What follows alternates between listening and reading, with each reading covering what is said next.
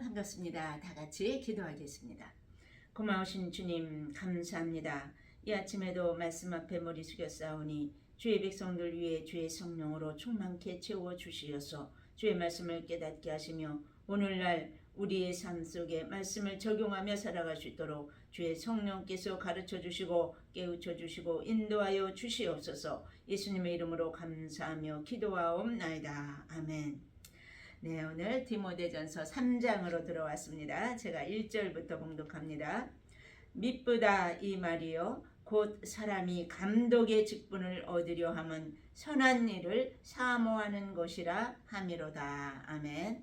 네, 여기도 이제 계속해서 목회서신이라고 그랬죠. 디모데전서는 계속 교회의 직분, 이 자격에 대해서 말씀하고 있는데요. 여기 미쁘다 이 말이요 그랬어요. 감독의 직분을 얻으려 하면, 네, 여기 감독의 직분, 네, 감독하면은 그 당시에는 이제 감독이 있었는데 지금으로 말하면 목사나 장로를 이제 감독이라 불렀어요. 그래서 이 감독, 네, 에피스코페스라는 단어요. 돌보다, 감독하다, 네, 이러한 뜻에서 양떼를 돌보는 사람으로 우리가 베드로전서 2장 25절에도 이 단어가 나오는데요. 너희가 전에는 양과 같이 길을 잃었더니 이제는 너희 영혼이 목자와 감독 되신 이에게 돌아왔느니라. 네, 여기서 목자와 감독은 예수 그리스도를 말하고 있어요. 네, 이처럼 자기 자신을 희생하면서 완전히 바쳐지는, 네, 이러한 자를 감독이라, 네, 이렇게 불렀죠. 그래서 이 감독은 영광 받으려는 이러한 자가 아니에요. 주의 영광을 빼앗는 자도 아니에요. 섬기는 예수 그리스도의 리더십을 가진 자, 네, 희생하는 자, 이러한 자를 감독이라 할 수 있는 거죠.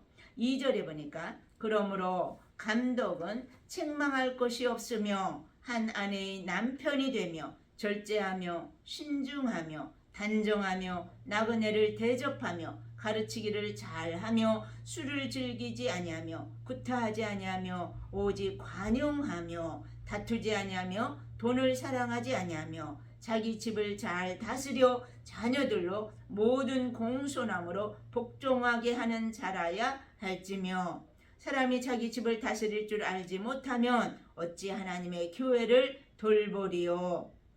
네, 여기 이제 15개의 조항이 계속 나와 있어요. 감독은 어떠해야 되는가? 첫 번째로 책망할 것이 없어야 된다는 거예요. 잘못된 비행이 없어야 된다고 말씀하십니다. 또 두 번째로는 한 아내의 남편이며, 네, 일부 일처제를 말하는 거예요. 네, 일부 다처제, 네, 와이프를 많이 두는 이러한 자는 안 된다는 거죠. 그래서 한 아내의 남편. 또 세 번째로는 절제하며, 네, 이 절제라는 것은 여기 네팔리온이라는 원어인데요. 육적 쾌락을 삼가하는 것. 그래서 술 취하지 않은 이러한 자들, 네, 절제할 수 있는 자들, 네, 성령의 열매에도 절제가 있죠. 네 번째로는 신중하며, 네, 여기는 소프로나라는 원어예요. 건전한 정신의, 네, 자제하는, 또 매사에 충동적이지 않은, 네, 신중한 이런 것을 말하는 거죠. 또 다섯 번째로는 단정하며, 네, 단정은 코스미온이라는 단어인데요. 예의 바른, 점잖은, 정중하게 행동하는 것을 말하고 있어요. 여섯 번째로는 나그네를 대접하며, 네, 여기 필로크세논이라는 원어인데요. 나그네를 사랑하는 자를 말하고 있어요. 네, 구약 성경에도 과부와 고아를 또 나그네를 대접하라, 네, 이러한 말씀이 많이 나오죠. 우리 주님은 이 사랑하는 그러한 심령으로 나그네를 대접한다 그래서요. 일곱 번째로 가르치기를 잘하며, 네, 디다크티콘이라는 원어인데요. 달변을 말하는 거 아니에요. 잘 가르친다는 것. 네, 하나님의 말씀대로 살아내면서 영적으로 가르칠 수 있는 능력을 말하는 거예요. 이처럼 가르치기를 잘해야 된다고. 그 다음에 3절에 보니까 술을 즐기지 아니하며 구타하지 아니하며 오직 관용하며 다투지 아니하며 돈을 사랑하지 아니하며, 그래서 여기 술을 즐기지 않는다. 네, 술로 무절제한 생활을 하지 않는다는 거예요. 성경에 보면 술 취하지 말라 이는 방탕한 것이니 오직 성령의 충만을 받으라 그랬잖아요. 술은 한 숟갈을 마셔도 취한다는 거예요. 이 알코올이 있기 때문에, 그 성분이 그렇기 때문에 술 취하지 말라고 분명히 말씀하셨어요. 술을 취하다 보면은 이제 무절제한 생활을 하게 되기 때문에. 그 다음에 아홉 번째로는 구타하지 아니하며 네, 성질이 급해서 폭력을 사용한다는 거예요. 이 물리적인 폭력뿐만이 아니라 언어 폭력까지도 다 포함되는 거예요. 이러한 것은 하나님께서 잘못된 것이라고. 그 다음 10번째로 관용하며 그래서 FAK라는 원어인데요. 친절로 동정심이 많은 것, 네, 참을성이 많은 것, 관대한 것, 네, 이러한 것을 말하고요. 11번째로는 다투지 아니하며 그래서요. 자기 주장만을 내세우다 보면 다투게 되잖아요. 다투지 않는다는 거예요. 타인의 의견을 받아들이는 자세를 가지라고. 그 다음 12번째로 돈을 사랑하지 아니하며 그래서요. 인생의 목적이 돈을 버는 데 있지 않다는 거예요. 우리는 하나님의 영광을 위해서 살아야 된다는, 돈을 벌어도 하나님의 영광을 위해서, 내가 배우는 것도 주의 영광을 위해서, 모든 목적이 하나님의 영광이 되어야지 돈이 목적이 되어서는 안 된다는 거죠. 그래서 돈을 사랑하지 아니하며 4절 자기 집을 잘 다스려 자녀들로 모든 공손함으로 복종하게 하는 자라야 할지며 네, 여기 자기 집을 잘 다스릴 줄 알아야 된다고. 네, 마음이 세상에 빠져 있다면 그렇게 할 수가 없는 거죠. 5절 사람이 자기 집을 다스릴 줄 알지 못하면 어찌 하나님의 교회를 돌보리요. 네, 여기는 이제 괄호로 되어 있죠. 삽입구를 말하고 있어요. 자기 집을 다스리고 교회를 다스리라 이런 말씀이에요. 6절입니다. 새로 입교한 자도 말지니 교만하여져서 마귀를 정죄하는 그 정죄에 빠질까 하며 네, 새로 입교한 자, 교회에 처음 나온 자, 이런 최근에 믿게 된 자에게 직분을 맡기지 말라고 말씀하십니다. 그들은 교만해지기 쉽고 야심에 차 있기 쉽기 때문에 처음 나온 자는 안 된다는 거예요. 그래서 교만하여 네, 사탄의 이 모든 음성을 따라가는 그러한 자가 되기 때문에 새로 입교한 자도 말지니 교만하여져서 마귀를 정죄하는 그 정죄에 빠질까 하며 그랬어요. 7절 또한 외인에게서도 선한 증거를 얻은 자라야 할지니 비방과 마귀의 올무에 빠질까 염려하라. 네, 여기 외인에게서도 선한 증거를 얻은 자라야. 그러니까 외부 사람들이 다 칭찬하는 자, 네, 모든 사람들 보기에 착한 자, 선한 자 이런 자를 말하는 거죠. 당시에 핍박받는 상황에서는 어려운 일이었겠지만 교회가 괜한 비방을 받지 않기 위해서는 이러한 자가 외인에게 칭찬받는 자가 필요하다는 거예요. 감독이 정직하고 모범적인 말과 행동으로 세상의 본이 되어야 된다고. 그러므로 비방과 마귀의 올무에 빠질까 염려하라 그래서요. 교만으로 올무에 걸리면 안 된다는 거죠. 마귀들은 언제나 우리를 넘어뜨리고자 곳곳에 덫을 놓고 있다는 거예요. 그래서 우리는 항상 깨어 기도하면서 순간순간 이 하나님의 말씀과 기도로 이 마귀들의 덫을 피해갈 수 있어야 되는 거죠. 베드로전서 5장 8절에 보면은 근신하라 깨어라 너희 대적 마귀가 우는 사자같이 두루다니며 삼킬 자를 찾는다고 말씀하고 있습니다. 8절부터 이제 다시 여기서부터 13절까지는 이제 집사의 자격에 대해서 나오는데요. 8절입니다. 이와 같이 집사들도 정중하고 일구이언을 하지 아니하고 술에 인박이지 아니하고 더러운 일을 탐하지 아니하고 깨끗한 양심에 믿음의 비밀을 가진 자라야 할지니 이와 같이 정중하고 일구이언을 하지 아니하고 네, 이중적인 언행 네, 이쪽에서는 이 말하고 저쪽 가면 또 이 말하고 네, 이렇게 하는 자가 아니라는 거예요. 공명정대하고 성실해야 한다고 말씀하십니다. 또 술에 인박이지 아니하고 더러운 일을 탐하지 아니하고 네, 술에 사로잡히지 않는 자, 또 더러운 일을 탐하지 않는다 그래서요. 비열한 수단으로 사소한 이익을 얻기 위해서 비열하게 행하는 것, 네, 이런 것이 아니라는 거예요. 과도한 탐욕이라든가 자기 이익만을 위해서 부정으로 탈취하는 것, 네, 이러한 자가 아니라고 말씀하십니다. 9절 깨끗한 양심에 믿음의 비밀을 가진 자라야 할지니 이에 이 사람들을 먼저 시험하여 보고 그 후에 책망할 것이 없으면 집사의 직분을 맡게 할 것이요. 네, 여기 깨끗한 양심, 네, 선한 양심을 말하고 있는 거죠. 예수 그리스도의 보혈로 씻겨진 양심. 네, 히브리서 10장 22절에 보면은 우리가 마음의 뿌림을 받아 양심의 악을 깨닫고 몸을 맑은 물로 씻었으니 참 마음과 온전한 믿음으로 하나님께 나아가자 그랬어요. 우리 옛사람은 완전히 죄악의 사람이에요. 그렇기 때문에 예수 그리스도의 보혈을 믿고 완전히 거듭나서 새 사람이 되어서 이제 예수 그리스도 앞에 씻김 받은 자, 그래서 양심의 악을 깨닫고 여기 몸을 맑은 물로 씻었으니 참마음, 온전한 믿음, 이러한 상태로 하나님 앞에 나아가는 자가 바로 이러한 깨끗한 양심을 가진 자라고, 또 여기 믿음의 비밀을 가진 자라고 말씀하셨어요.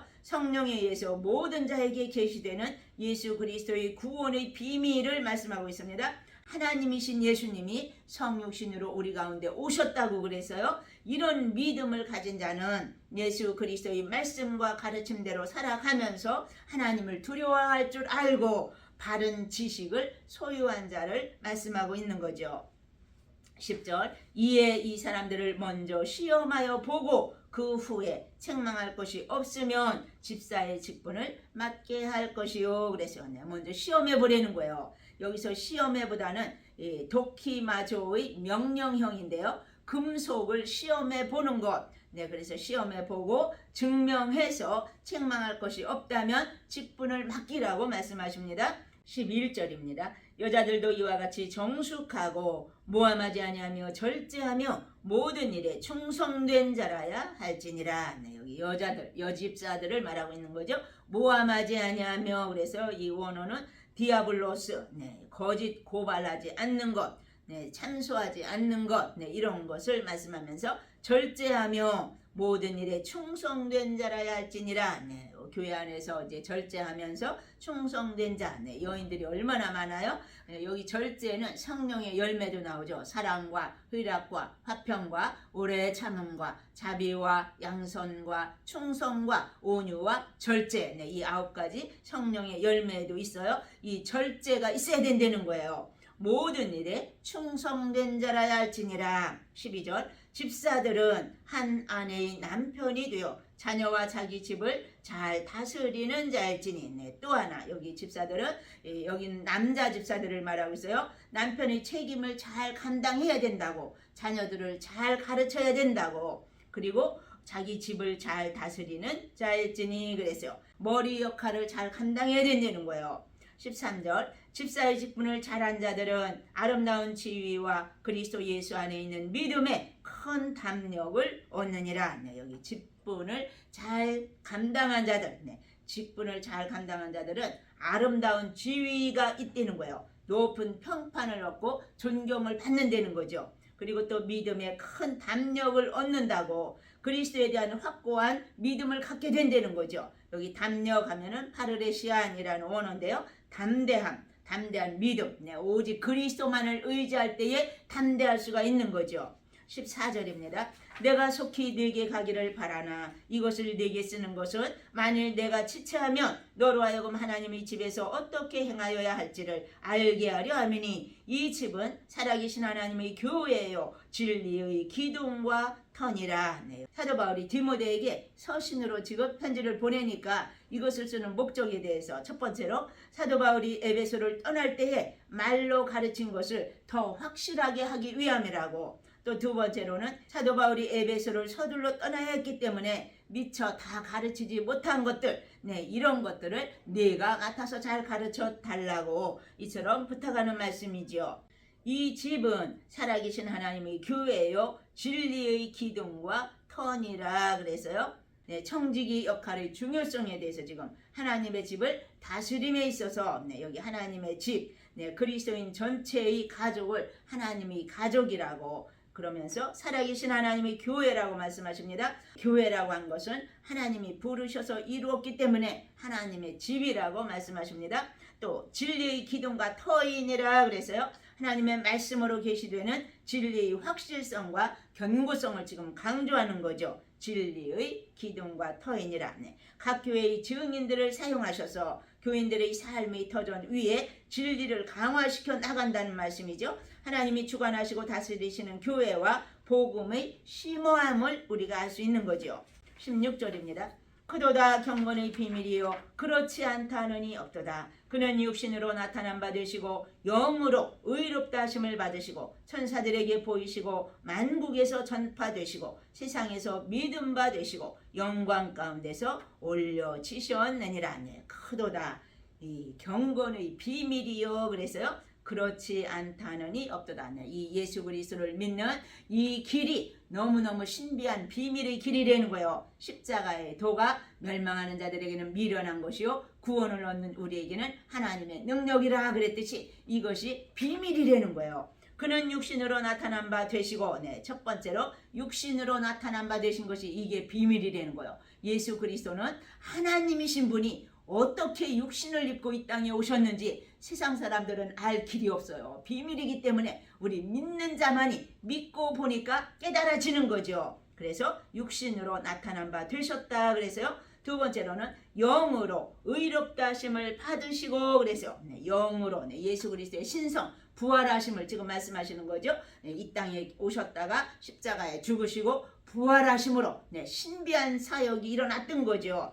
부활로 확증을 해주신 거죠. 그리고 천사들에게 보이시고 그래서요. 세 번째로는 천사들 예수 그리스도께서 이 땅에 오셔서 40일 금식 기도를 하셨어요. 그때 처음에는 마귀 와서 이 예수님을 시험했죠. 그것도 하나님의 말씀을 가지고 와서 시험했지만 예수님이 넉넉히 다 하나님의 말씀으로 그들을 대적해서 이겨냈어요. 그때에 천사들이 와서 수종드니라 그랬어요. 이처럼 히브리서 1장 6절에도 보면은 천사들이 그에게 경배한다는 말씀이 있거든요.